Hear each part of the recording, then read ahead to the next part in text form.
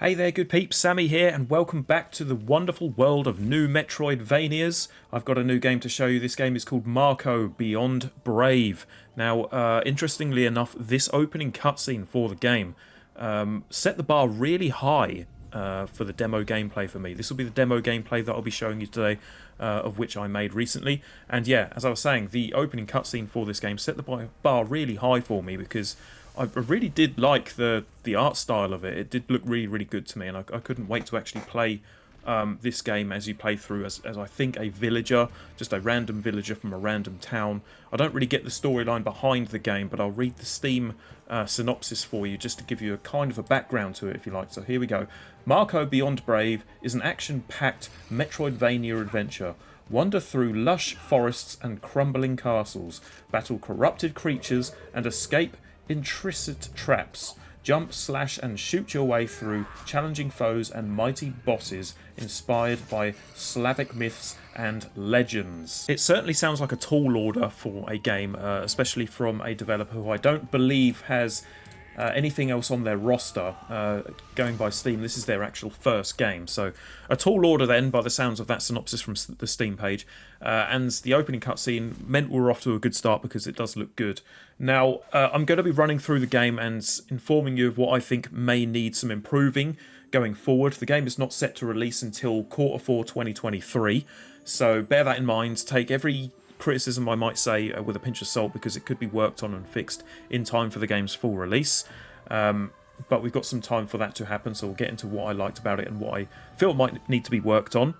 If you like what I do here, by the way, it's my job to inform you of indie games that you may not have heard of and that might be up your street. This one might be that. So feel free to drop a like and subscribe if you like what you see. It will really help support the channel.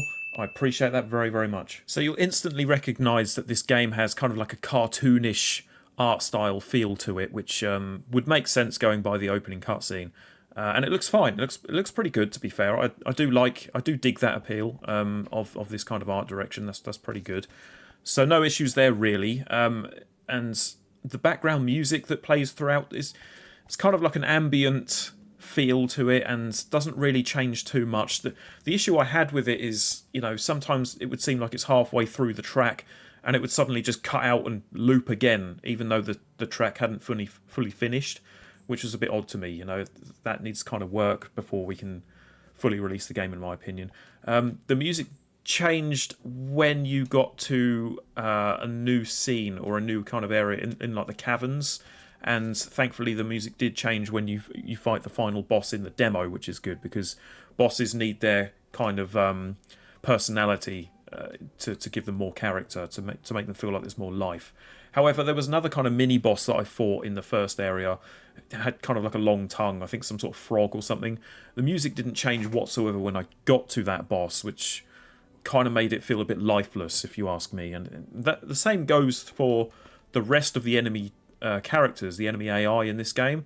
None of them have any sound effects. Like when they hit you, they don't make any noises whatsoever when you hit them or when they die or anything like that, which again makes it feel kind of lifeless. All the life in the game kind of sucked out of them because they've not been giving any kind of sound and not much personality whatsoever. You'll see me hitting some enemies here and you won't hear any noises that they make, you won't hear anything like that, or when they die or anything. I kind of feel like that needs to be worked on, if I'm being honest with you, because it just kind of takes me out of it, if you know what I mean. You get a sword as your main weapon, and it feels kind of good to slash and chain up together a few hit combos against enemies. That feels alright, but there's nothing else that you can use in the game. Like, Metroidvanias are, in my point of view, are all about abilities and everything that you gain throughout the game to use for your arsenal against tougher enemies coming forward, or, you know, to get past gates that seem to be locked because you need a certain ability to get past it, which you'll get later on in the game, having to track back then to where you were so that you can use it and progress throughout the game.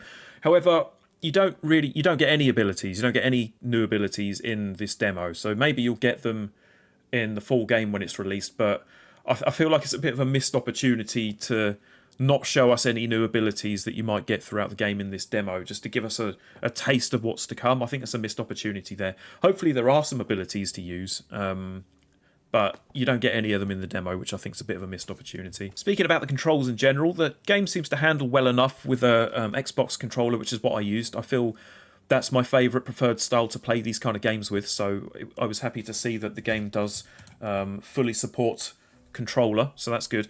But it was a little bit buggy. For example, on the death screen, when you die, I had to use the mouse to hover over continue and then press A on my controller to carry on and continue the game.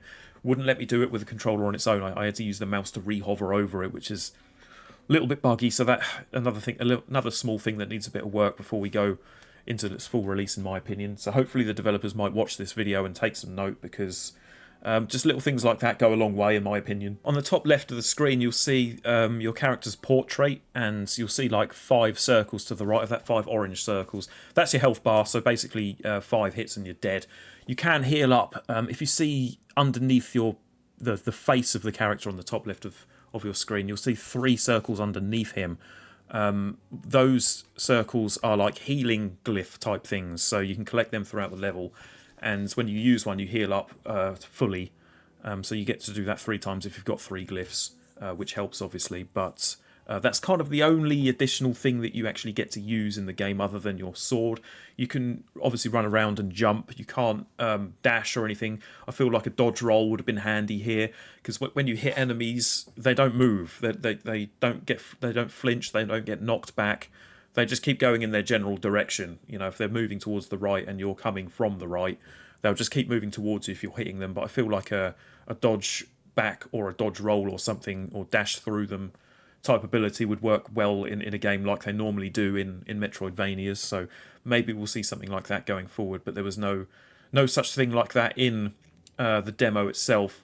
Also, I feel, you know, we touched on sound effects earlier from the enemies in the game, but there's no sound effects when you jump or when you land, or, you know, just like stuff like that to tighten up the experience. Really, you don't really get any of that, and it just feels a bit lifeless sometimes. And also, I feel something should happen when you die. Like when you take your death blow, you literally just spawn back to where you were before, and there's no death animation. There's no screaming in pain. You know, I feel like there should be something there to bring that to life as well.